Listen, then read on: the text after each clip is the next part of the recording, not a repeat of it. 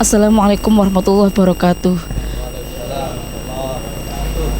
Pemirsa, saat ini saya bersama jajaran pengurus takmir Masjid Jami Nur Hidayah, Desa Permanu, Kecamatan Pakissaji, Kabupaten Malang. Beliau-beliau ini adalah pengurus harian Masjid Jami Permanu ini. Untuk lebih jelasnya nanti kita tanya bagaimana sepak terjang beliau atau tugas-tugas beliau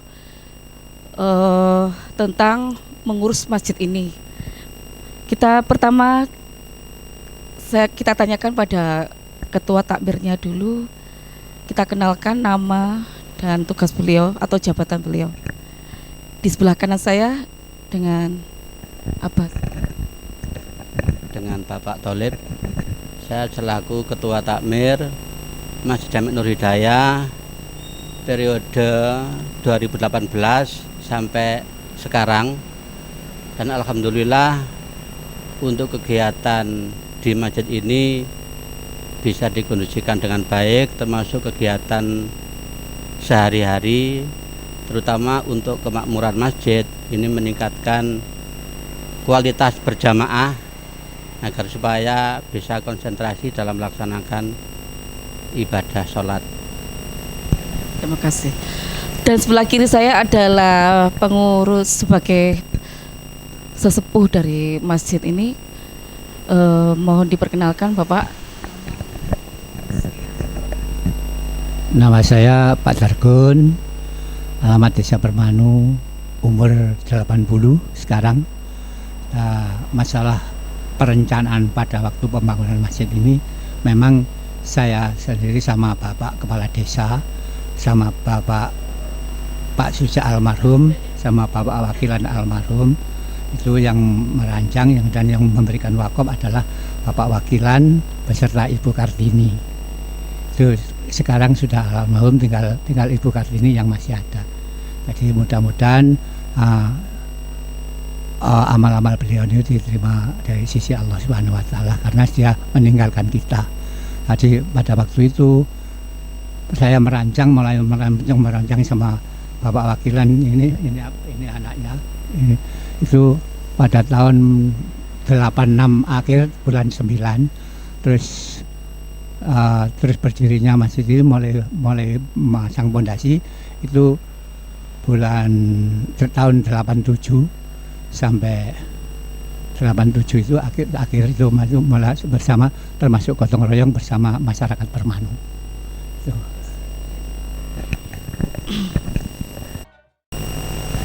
Pertanyaan saya berikutnya adalah jelaskan tentang berdirinya Masjid Nur Hidayah, maaf.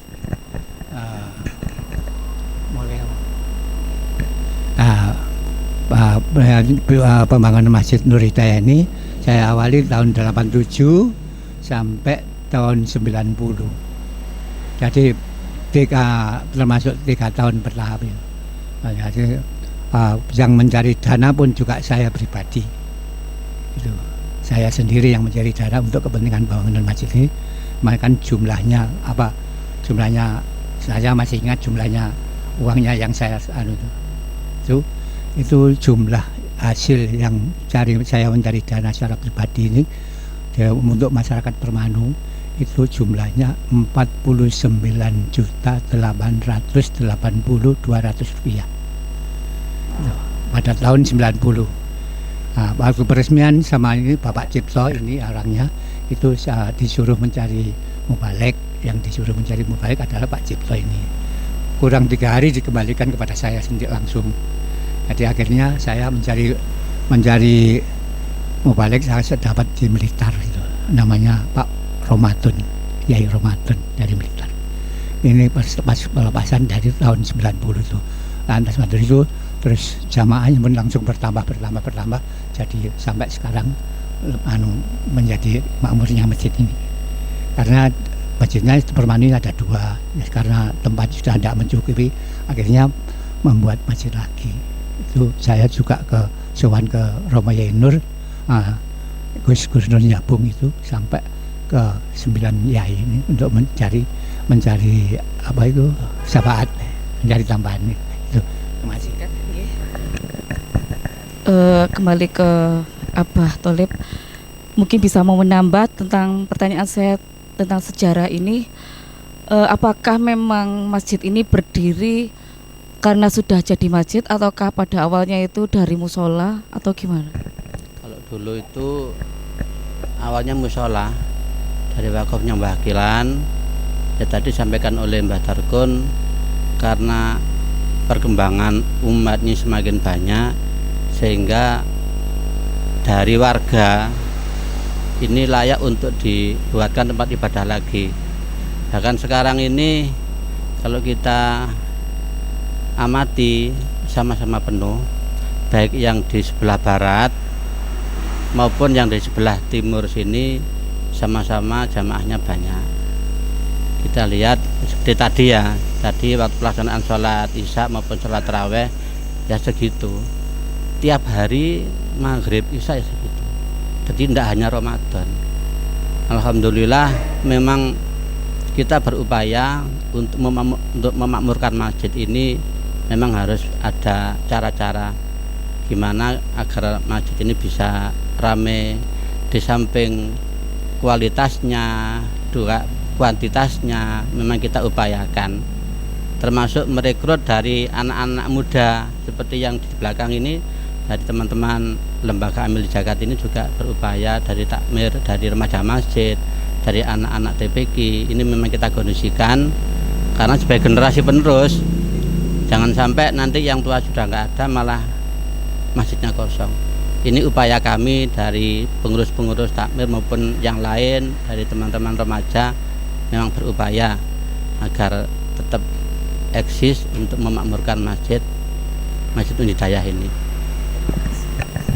Berikutnya adalah siapakah yang mengarsiteki masjid ini dan aliran apa yang dipakai atau yang dianut dari bangunan masjid ini? Mungkin apa? Kalau arsiteknya itu sekarang sudah almarhum, ya, tapi kalau masalah aliran termasuk ahli sunnah wal jamaah, ya, termasuk ahli sunnah wal jamaah.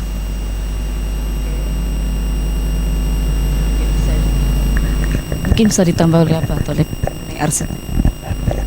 Arsitek ini seingat saya, karena saya menjadi takmir kan juga barusan, itu tahun 2005 ini kita mengajukan dana ke pemerintah Kabupaten Malang. Waktu itu yang menjadi kepala desa Bapak Suparno, kepala desa yang sekarang itu 2005 mengajukan permohonan ke pemerintah Kabupaten Malang, kemudian DACC berupa paket, bukan berupa uang, berupa paket bangunan. Memang waktu itu cairnya dana berupa uang, tapi langsung diambil, ada CV yang mengerjakan sehingga jadi semacam ini. Ini bertahap. Lantai bawah ini sudah lama, kemudian setelah dapat dana sekitar 100 juta ditambah dengan dana-dana dari warga spontanitas, akhirnya menjadi, alhamdulillah menjadi lantai 2 dan seperti ini, alhamdulillah. Terima kasih. Mungkin pertanyaan berikut ini sehubungan dengan jawaban yang sudah dilontarkan oleh Abah Tholib, yaitu mengalami masalah renovasi ya. Itu berapa kali masjid ini mengalami renovasi dan alasannya kenapa direnovasi? Renovasi ini dulu kan memang sudah jadi, lantai bawah sudah jadi, sudah sempurna seperti ini. Kemudian karena ada kucuran dana dan cair, akhirnya untuk mengembangkan, karena tanahnya juga terbatas, ke samping kiri kanan ke depan juga ya ini tanahnya, sehingga direnovasi ke atas, membuat lantai 2 untuk menampung jamaah yang semakin bulan semakin tambah, semakin banyak jamaahnya. Pertanyaan saya berikutnya,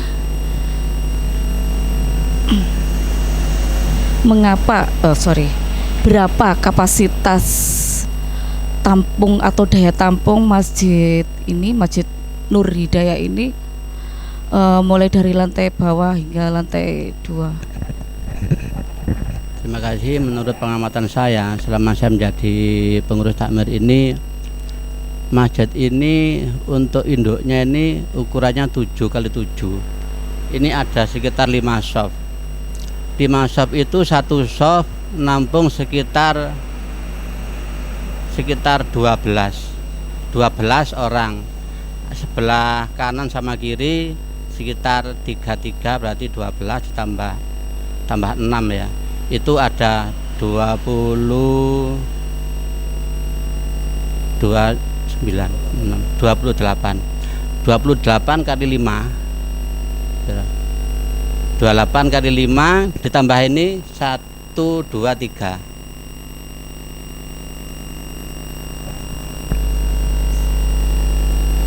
Ya kurang lebih ini nampung sekitar 250 kalau sampai sama lantai 2. Kurang lebih 250 jamaah. Lantai 1 dan 2.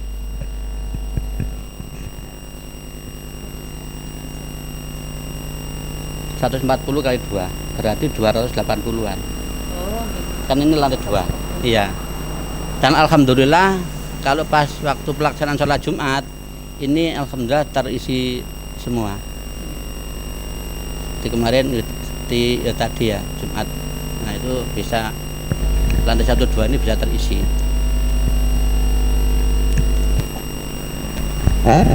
Jadi jumlahnya tadi total 280 kurang lebih 300 jamaah nggih. Oke. Kalau pas lebaran ya. Ya, nanti ada. Nah, nomor 6 pertanyaan saya. Dari mana sajakah jamaah masjid ini, Masjid Nur Hidayah ini?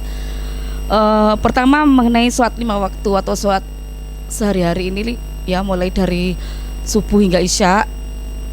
Terus sholat Jumatnya dari mana saja, sholat tarawih untuk tahunan ya, kalau sholat Jumat mingguan, sholat Idul Fitri tahunan hingga Idul Adha. Itu berapa daya tampungnya itu total, maksudnya jamaah yang mengikuti itu sampai meluber kemana kalau hari raya, itu bisa diceritakan mungkin. Terima kasih. Untuk sholat 5 waktu, bahwa di Masjid Nur Hidayah ini di tengah-tengah antara 2 RW. Yang sebelah timur ini RW 2, yang sebelah barat ini RW 3. Ini untuk 5 waktu alhamdulillah dari 2 RW ini banyak yang sholat di sini.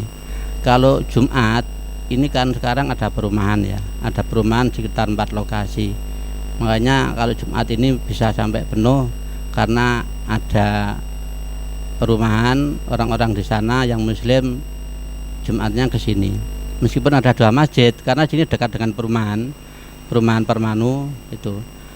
Sedangkan pada waktu hari raya Idul Fitri maupun Idul Adha ini juga demikian. Ya utamanya orang Permanu sendiri ditambah dengan lingkungan perumahan. Kalau jamaahnya memang kita tidak bisa menghitung karena sampai jalan raya ini sampai penuh, sampai di situ ada Indomaret ya, itu ada pertokoan.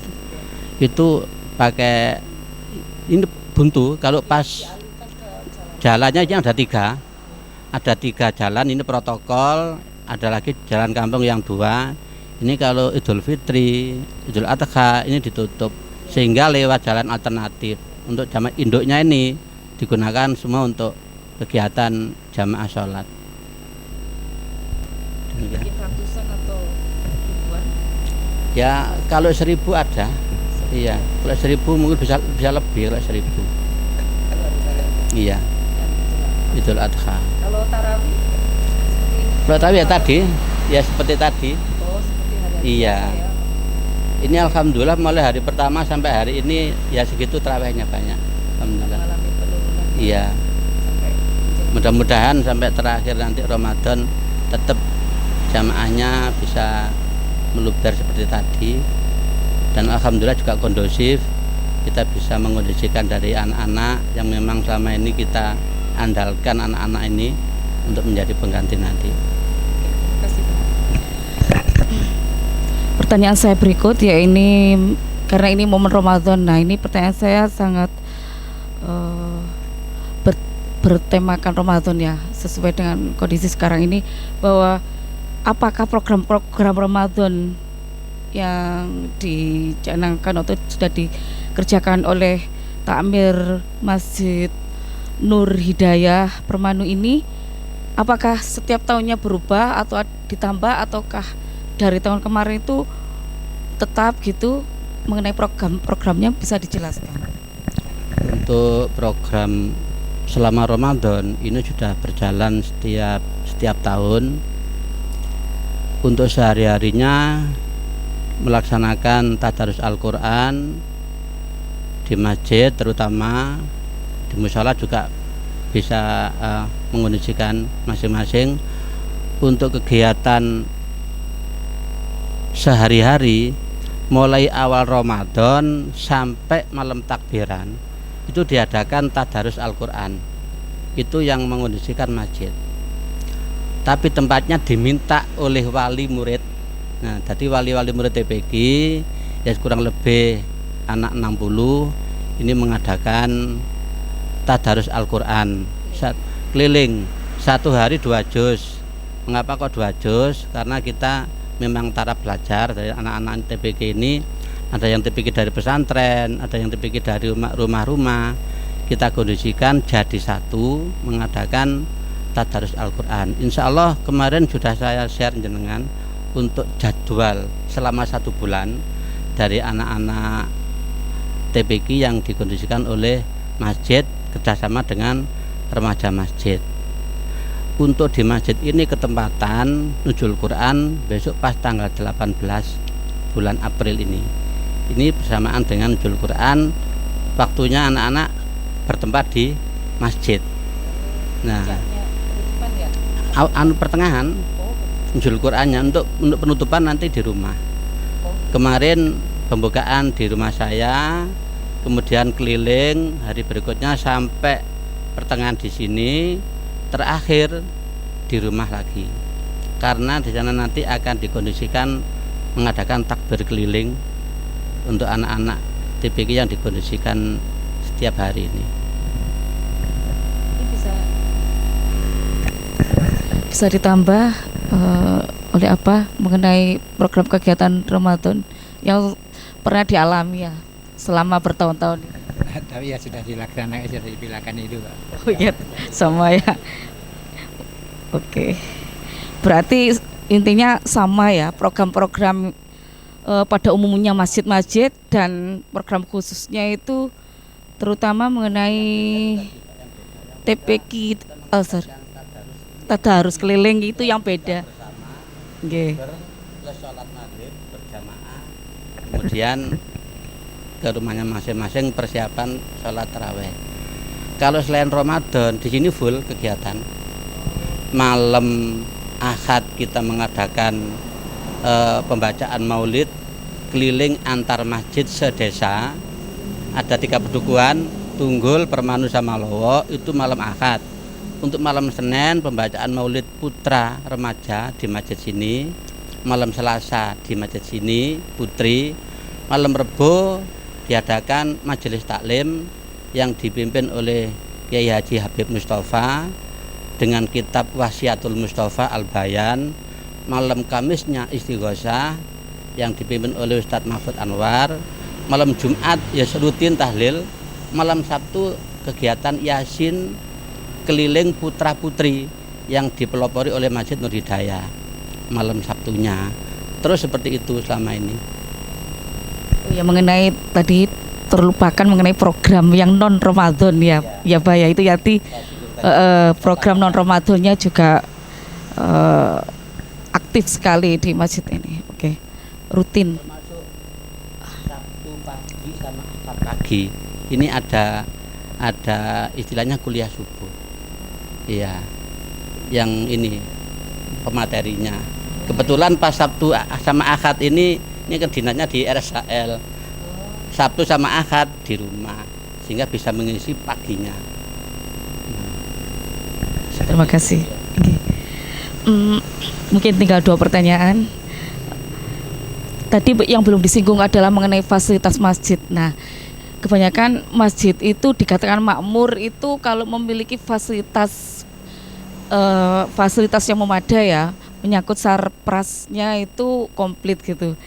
Apakah Masjid Nur Hidayah ini memiliki fasilitas-fasilitas umum seperti kantor takmir atau perpus gitu, mungkin bisa dijelaskan Pak, mohon maaf ini kalau menyinggung. Iya. Untuk perpus ini ya kita kondisional karena tidak punya tempat khusus, tapi punya almari khusus perpustakaan. Di sana ada bacaan-bacaan agama yang sudah dikondisikan oleh remaja masjid. Ya, terus terang memang ini biar remas ini ada tugasnya, sudah punya tapi bukan ruangan tapi lemari kayak yang di dalam itu ada, itu khusus perpus dan memang terbatas, untuk kitanya terbatas ya. Kalau ruangan kantor ini belum punya, tapi barusan membuat yang di lantai 2 belakang ini nanti kita kondisikan untuk ruangannya remaja masjid dengan lembaga amil zakat. Sudah jadi, tinggal keramik. Nah, mungkin nanti dari Bu Lili kalau ada bantuan bisa diterima ini. Sudah jadi ruangannya, tinggal keramik aja. Nah, ditunggu zonasinya. Mungkin itu Lili. Ya. Terima kasih. Mengenai sumber dana, nah ini ke apa aja sumber dananya itu dari mana ya untuk pembangunan masjid ini selama ini, apakah ada campur tangan pemerintah atau lembaga sosial tertentu? Pada waktu itu saya tidak mengajukan proposal yang pembangunan masjid pertama itu, tanpa mengajukan proposal, itu murni dana dari masyarakat. Jadi itu keluar masuk saya saya ini pakai ada bukunya. Di bawaan buku ya Mas ya, tiap harinya ada bantuan 5.000, semen 3 sak, itu kadang-kadang 50.000 gitu. Bendaharanya namanya Pak Kadir, ini Bapak Sujani yang mengadai yang memberikan tempat untuk sepertinya semen, barang kasarnya Pak Sujani almarhum. Ya mudah-mudahan diterima oleh Allah SWT karena dia berjuangnya tanpa batas ya. Ya, terima kasih. Terima kasih Pak. Pertanyaan saya terakhir mungkin lebih bersifat pribadi. Suka dukanya sebagai ketua takmir mungkin bisa dijelaskan. Ini sebelum saya sampaikan suka duka, menambah dari Mbak Tarkun mengenai pendanaan, kok bisa jalan gitu ya. Untuk pendanaan ini memang kita kondisikan, istilahnya kalau di sini tuh selapanan. Ini mengadakan hotmail Quran dengan menggali dana ke warga yang kirim doa, itu infak seikhlasnya. Ini untuk dana yang di masjid. Di samping ada kas kotak infak ini yang ada di masjid, ya rata-rata setiap bulan itu untuk penggali dana dari hotmail Quran kurang lebih 2.500.000 sampai 3 juta.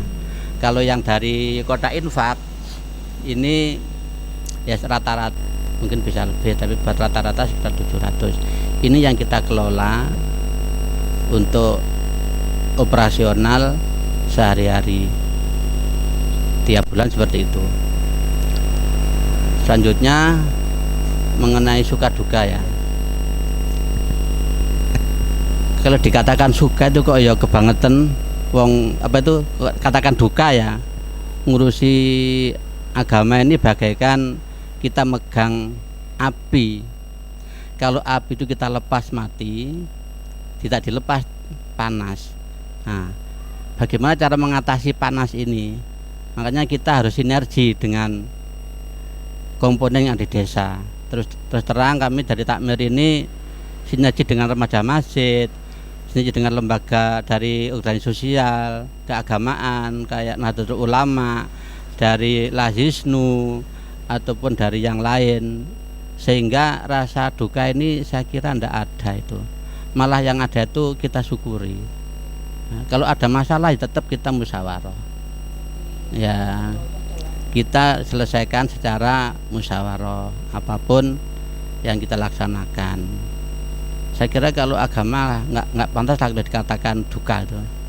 Nah, yang ada itu alhamdulillah kita bersyukur mumpung masih diberi kesempatan untuk berjuang di masyarakat. Dan nggak ada siapa saya kok, nggak ada siapa saya, karena ini semua kebersamaan, mulai pembangunan dan sehari-hari untuk merawat masjid, untuk mengkondisikan anak-anak yang di kegiatan itu, karena ada kebersamaan sehingga ringan.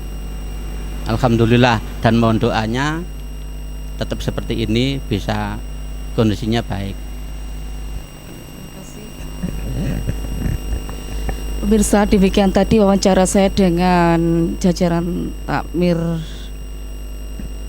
Masjid Jami Nur Hidayah, Desa Permanuk, Kecamatan Pakisaji, Kabupaten Malang. Terima kasih. Wassalamualaikum warahmatullahi wabarakatuh.